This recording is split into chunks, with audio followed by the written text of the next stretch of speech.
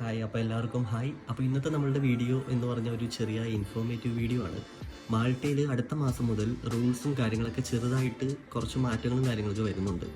അപ്പോൾ മാൾട്ടയിലേക്ക് വരാനിരിക്കുന്നവർക്കും മാൾട്ടയിൽ നിലവിൽ വർക്ക് ചെയ്യുന്നവർക്കും വേണ്ടിയിട്ടാണ് ഈ വീഡിയോ. സോ ഫസ്റ്റത്തെ ചേഞ്ച് എന്ന് പറഞ്ഞു കഴിഞ്ഞാൽ നമ്മളുടെ ഇയർലി ഉള്ള റിന്യൂവൽ ഫീസാണ്.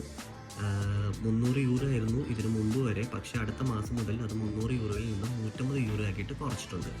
സെക്കൻഡത്തെ കാര്യം എംപ്ലോയർ ചേഞ്ച് 300 യൂറോ ആയിരുന്നു, പക്ഷേ 300 യൂറോയിൽ നിന്നും 600 യൂറോ ആക്കി ഗവൺമെൻറ് അത് വർദ്ധിപ്പിച്ചിട്ടുണ്ട്. മൂന്നാമത്തെ മാറ്റം എന്ന് പറഞ്ഞു കഴിഞ്ഞാൽ ടെർമിനേഷൻ പീരീഡാണ്. 10 ദിവസത്തിൽ നിന്നും 30 ദിവസമായിട്ട് ഗവൺമെൻറ് അത് ഉയർത്തിയിട്ടുണ്ട്. ആവശ്യമാണെന്നുണ്ടെങ്കിൽ 30 ദിവസത്തിൽ നിന്നും 60 ദിവസം വരെയാണ് അതിൻ്റെ ഒരു കാലാവധി.